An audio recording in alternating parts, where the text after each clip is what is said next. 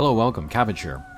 In Elden Ring, I beat the last boss, Radahn Mikola, and I beat him twice. So I have some thoughts on the boss, I have some tips, I guess you could call them.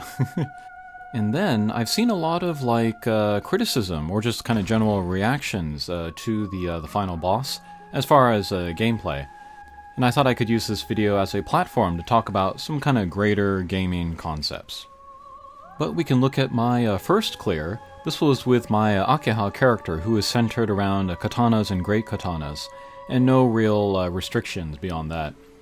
But I'm using what may be one of the most ideal builds against this last boss. But I'm using the Great Katana with the Blood Tax Ash and the Blood Infusion, the Black Iron Great Shield, a bunch of damage mitigation, talismans, Boiled Crab, Mimic Tear Summon, and some Rot Pots and Meat Dumplings in my kind of usable items list. The basic idea is to block with the Great Shield, and use Blood Tax when I have a chance to both build up bleed in the boss and heal myself. It's like a repeating thrust, but with those extra bonuses. By focusing on bleed, which is a set percent amount of damage, I don't have to worry about damage output, so all the rest of my build can go to defenses. The Mimic Tear will have the same setup as me, so we can build up bleed quickly together. And I won't be using the Rot Pots and Meat Dumplings, but it gives the option to my Mimic to use them. It actually might have been better to not have them equipped so that the Mimic focuses more on attacking and building up bleed, but whatever. And then I have the heavy roll because I am burdened, but we're not going to really roll anyway. We'll just block. And then we won't summon either of the story characters, Ansbach or Tiele. With my second clear, which I got last night, that was with my challenge run character, who's missing a few things, like the Dragon Quest Talisman, and the Shield Talisman, and the Mimic Tear. And then in there, I was actually combining blocks and rolls. And that one was turning out to be really good, actually. I'll link to that live stream below. I get the clear within the first 20 minutes, so you don't have to watch the whole thing. But yeah, by the end of it, I was learning Radahn's moveset, and I was enjoying the fight. At first it seemed very intimidating and very difficult, but I was enjoying it by the end, and I would actually like to go back and play it some more. Unfortunately, that means I have to take another character through the game. Okay, but let's roll the tape. Let's have a look at the clear that I got. So first I'll drink my Psychic, which has the Poise Break up, and then all damage mitigations up. And then eat the crab. And let's go in. Let's summon the Mimic Tear immediately. We don't care if we get hit in the beginning here or not. But actually Radahn did not jump, so we can just get in there. Okay, we'll block that. We're going to wait until the Mimic Tear draws the attention, then I'll start using the Blood Axe into the back of Radahn. And there, I know how to dodge those meteors. You have to jump to the side. I didn't know that at the time of recording this run. Okay, but there's Blood Tax. Get a bit of HP back. Mimic will throw a Rot Pot. And it looks like it's taken, actually, so we can see the set damage on there. Okay, another chance for Blood Tax. Okay. Big damage there. Get some more healing. Okay, then we'll go to the second phase. But yeah, with both of my clears, getting through the first phase was very quick. The second phase is more tricky. Okay, but we can block here. And we can get in, do the Blood Tax again. Take the hit there, but hopefully the Mimic Tear will draw the attention. Okay, we'll dodge the grab there, that's great. Oh, and I do have Mikola's Great Rune equipped in case I get grabbed. Okay, but more Blood Tax there. Oh, there's a bleed proc from the Mimic. Okay, blocking the attacks. Here's an opening, Blood Tax. Alright, and then we'll get to kind of like what's phase 3 of Radahn after he jumps up, but we'll run off to the corner. And then here, from this point, with my challenge run, I figured that being more aggressive, doing jump attacks to get in there, was going to be better, because Radahn gets even more aggressive here, leaving us fewer chances to attack, so yeah.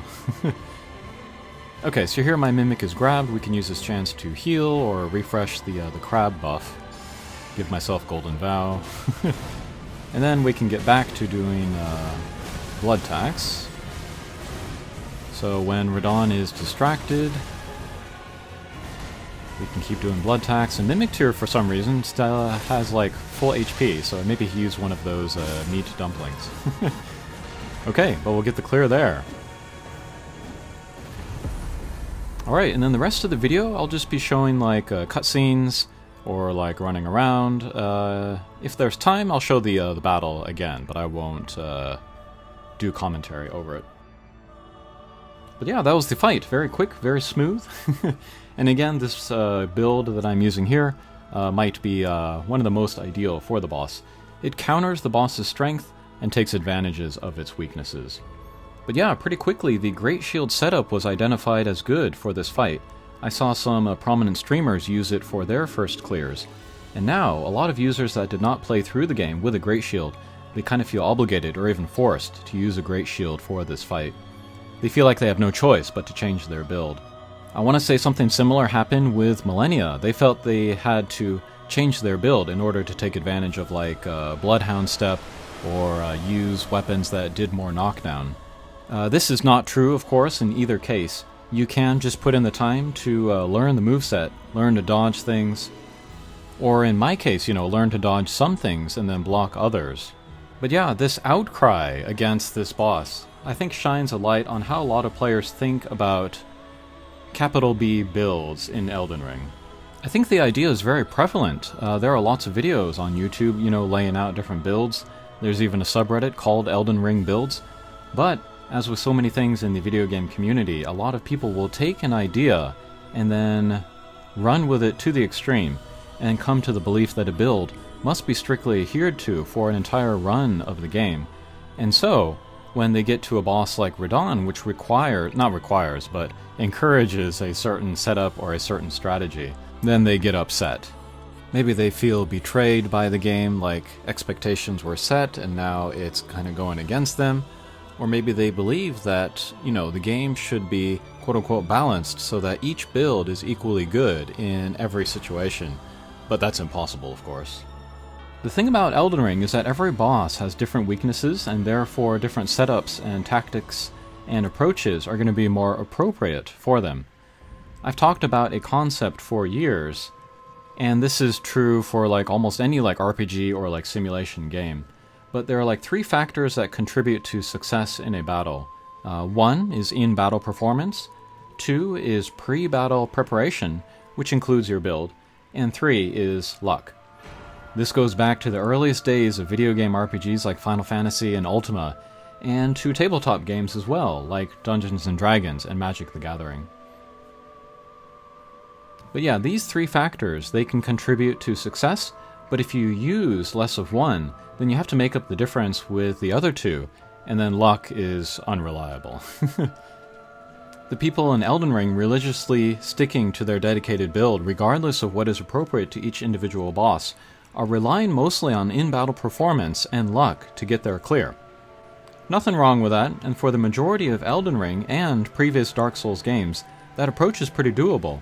But the thing about Radahn Mikola is that the difficulty is way higher here than in the rest of the game, so it takes a higher level of in-battle performance and or better pre-battle preparation to cross that threshold of success. Again, I can look at what strengths I need to mitigate and what weaknesses I can exploit and get the win, and not have to rely on hours and hours of honing my technique of in-battle performance in order to get the win here.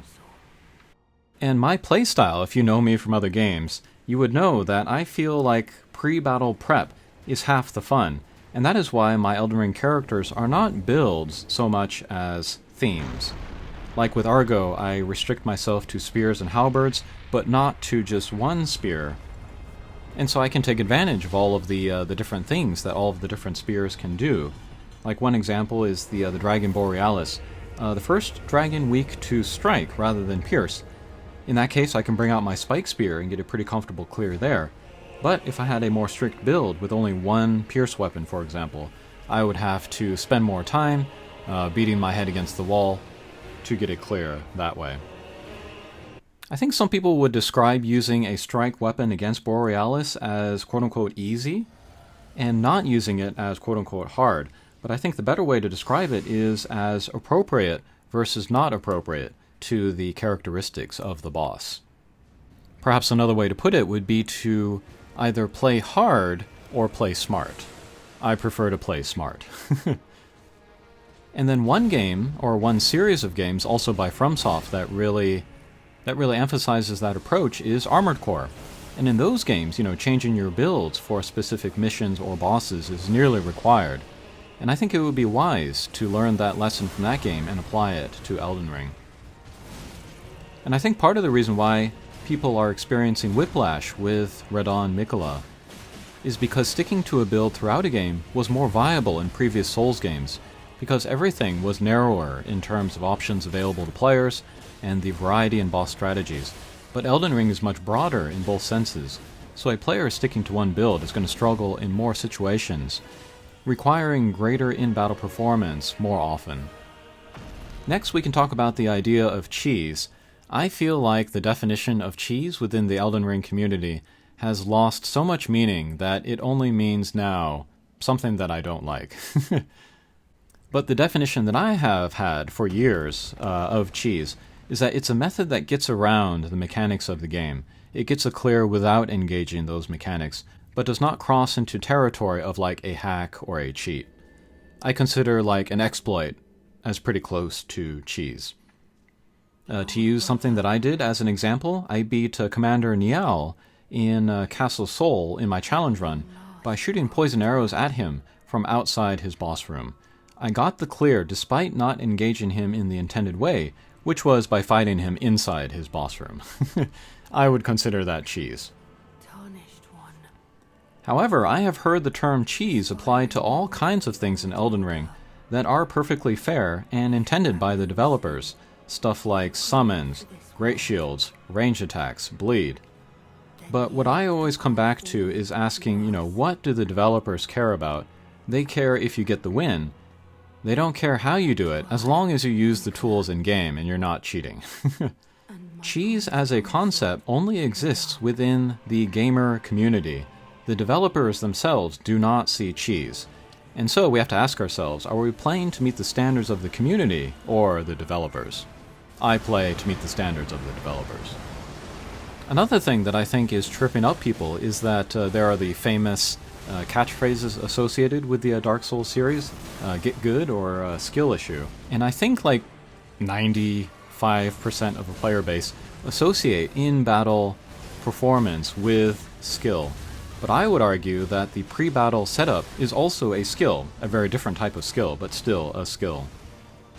And so getting good or resolving a skill issue could be resolved in that pre-battle setup. There is a streamer, he also posts on YouTube, Bushy. He does a variety of challenge runs, and sometimes he will do like one-shot runs where he attempts to one-shot all of the bosses with a single attack.